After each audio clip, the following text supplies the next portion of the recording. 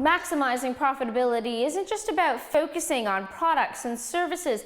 There's also the question of human capital. Here to share insight, Jen Jones, author of The CEO's Secret Weapon. Now, you use the example in your book about how invaluable Donald Trump's executive assistants are to him.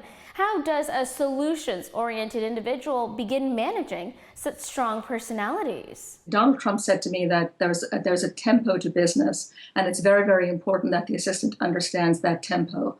And that's something that comes with experience, that you have to be able to understand when to barge into somebody's office and tell them what you need to tell them, or ask what you need to ask.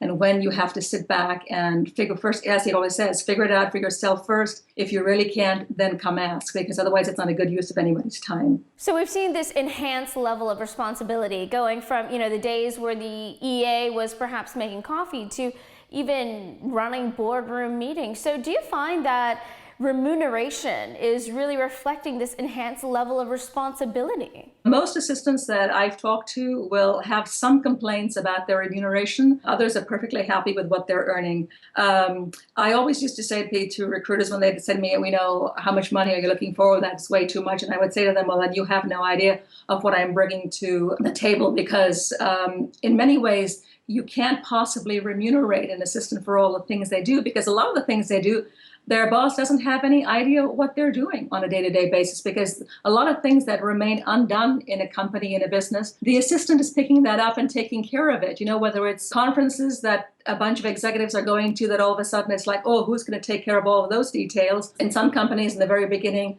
as they started to grow, there was need for someone to take control of maybe the Christmas party or something like that. That falls to the executive assistant of the chief executive many times to take care of those kinds of things. So if there's not a lot of oversight over those issues, then how do you begin to quantify for someone who's in a bargaining position just what they bring to the table? You have to ask a lot of questions initially. You've got to find out from the recruiter, from HR, from the current assistant, or from the executive, what are some of the job requirements? So they'll tell you the very basics, but then an experienced assistant will take a look at that and say, yeah, this is where I can expand, this is where I can expand. I've gone into jobs where things have been very basic, very bread and butter, and you take a look and you go, there are so many more things that can be done here. And then how do you go about sort of proving there has been a qualitative change if such a focused strategic effort was put into executive assistant hiring? Because at the end of the day, it does cost money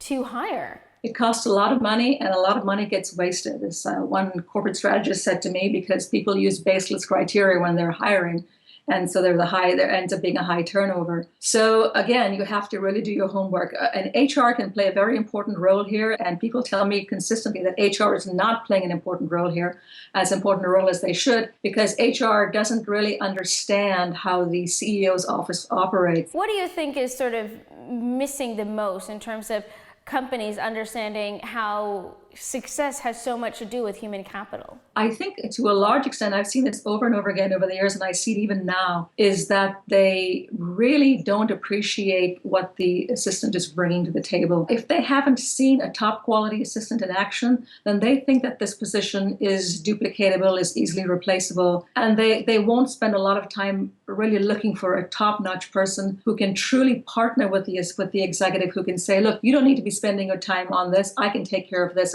and taking lots and lots of stuff off the CEO's desk. So he gets to focus on strategy, which is what he's supposed to be doing.